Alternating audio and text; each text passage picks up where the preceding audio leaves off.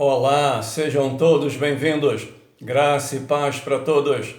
Eu sou o pastor Roberto Gomes e este é o canal O Adorador por Excelência. Hoje nós vamos meditar na Palavra de Deus, que se encontra no livro de Gálatas, capítulo 1, versículo 6. Maravilho-me de que tão depressa passasseis daqueles que vos chamou a graça de Cristo para outro evangelho. O tema, a inconstância dos Gálatas. O propósito, o apóstolo Paulo tomou conhecimento de que certos mestres judaicos estavam inquietando os novos convertidos na Galácia, impondo-lhes a circuncisão e o jugo da lei mosaico como requisito necessários à salvação e ao ingresso à igreja. Ao saber disso, o apóstolo Paulo escreveu: 1.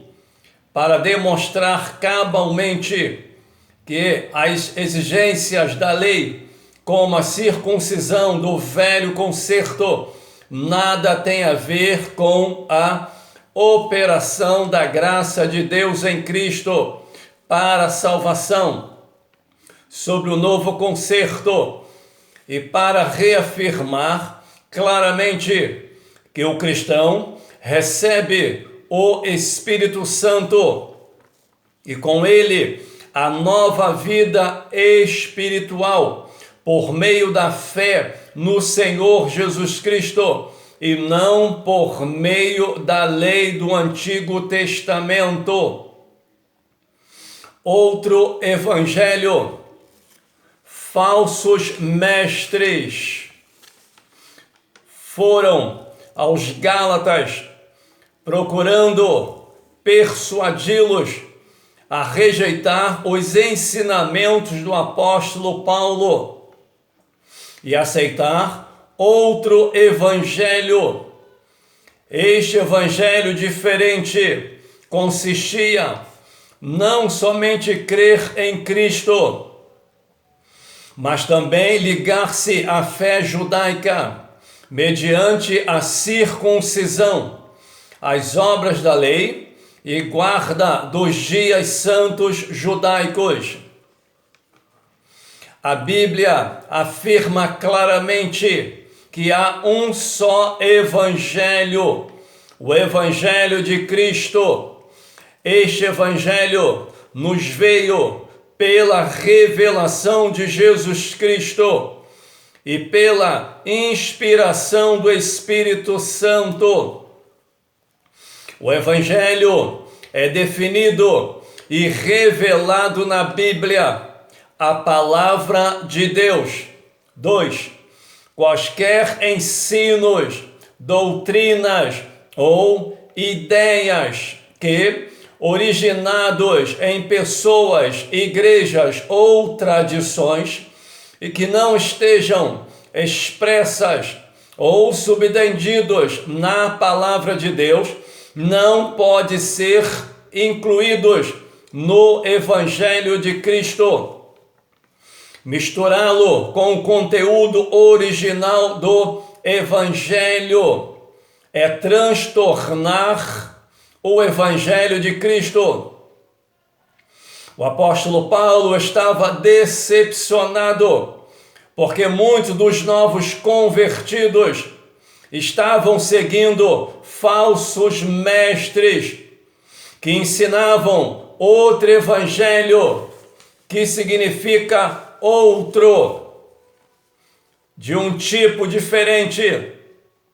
Os judaizantes, que formavam um grupo judaico legalista dentro da igreja primitiva, tentavam combinar a mensagem da salvação em Cristo ao contexto da lei mosaica.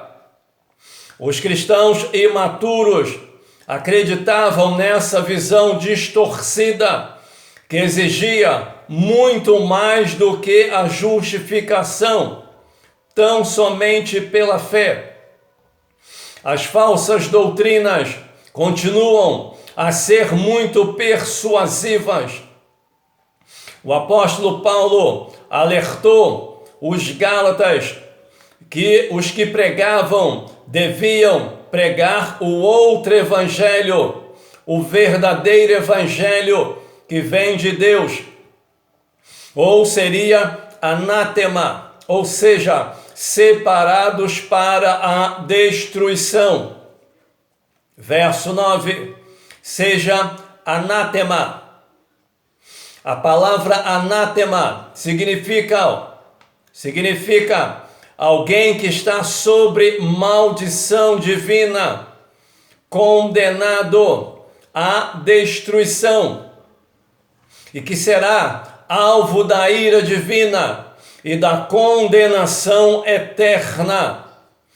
O apóstolo Paulo revelou a atitude inspirada pelo Espírito Santo de julgamento e indignação para com aqueles que procuram perverter o evangelho original de Cristo, mudar a verdade do testemunho apostólico.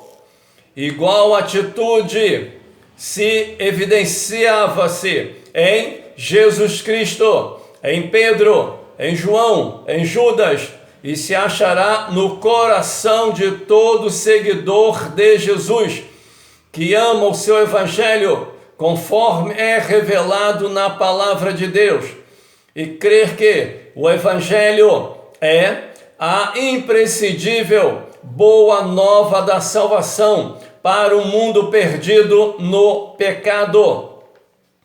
Malditos são todos que pregam um evangelho contrário à mensagem que Paulo pregava, de acordo com a revelação de Cristo lidera.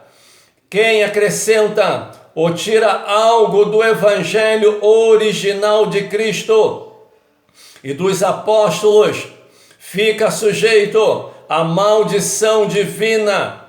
Deus tirará a sua parte do livro da vida. 3. Deus ordena os crentes a defenderem a fé, a corrigirem os errados com amor e a se separarem dos mestres e pastores e outros que na congregação negam as verdades bíblicas fundamentais ensinadas por Jesus e os seus apóstolos.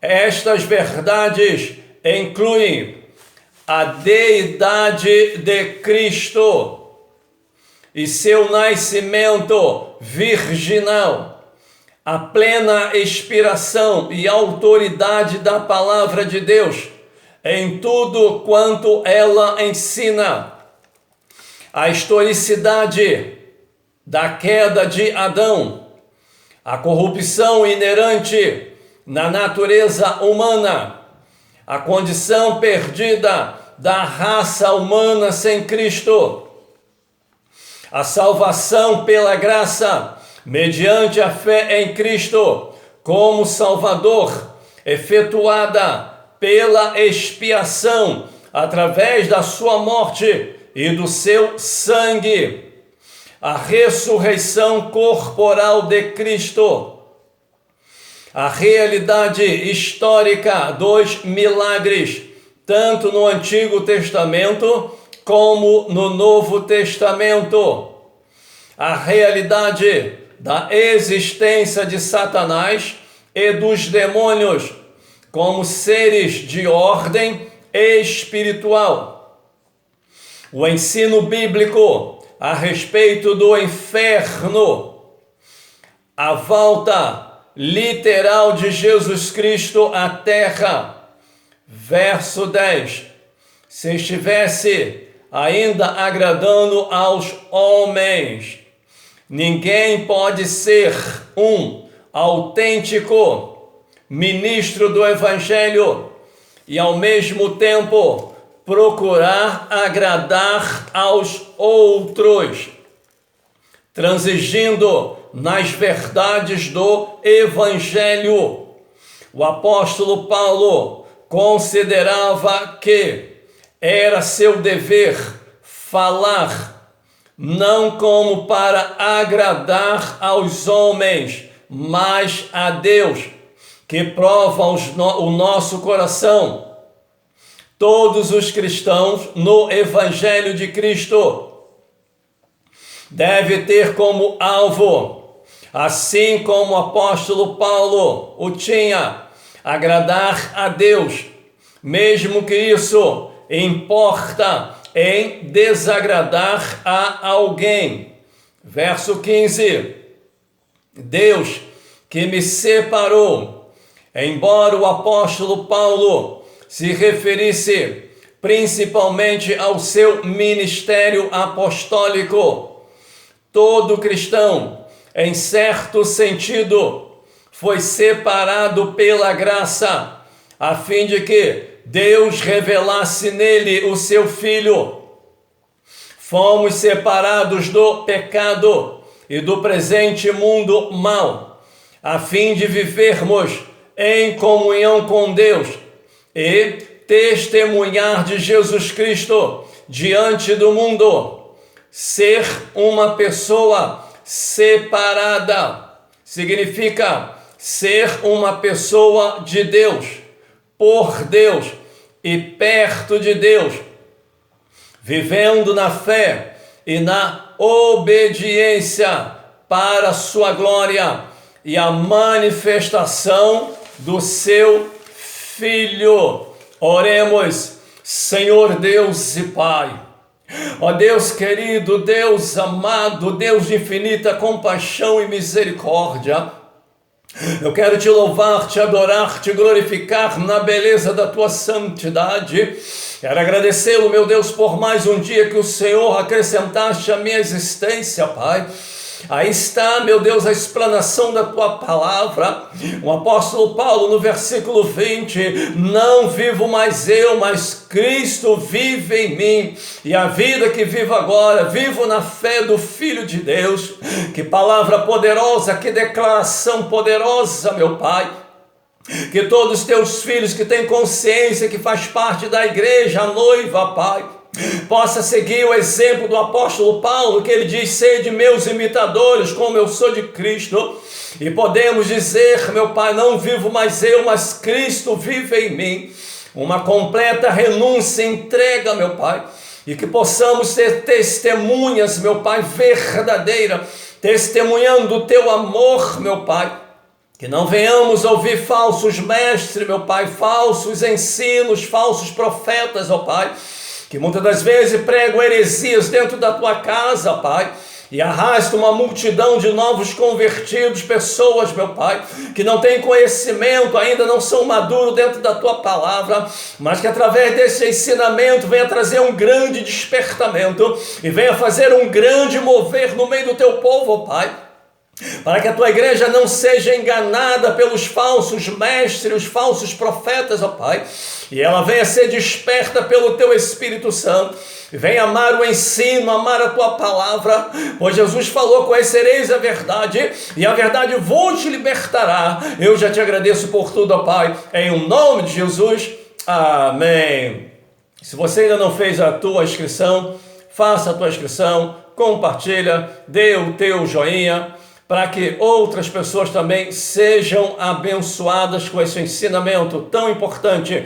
Que Deus abençoe a tua vida, abençoe a tua casa, abençoe a tua família. Que Deus abençoe esta nação e abençoe todos os seus governantes. Em o nome de Jesus, amém.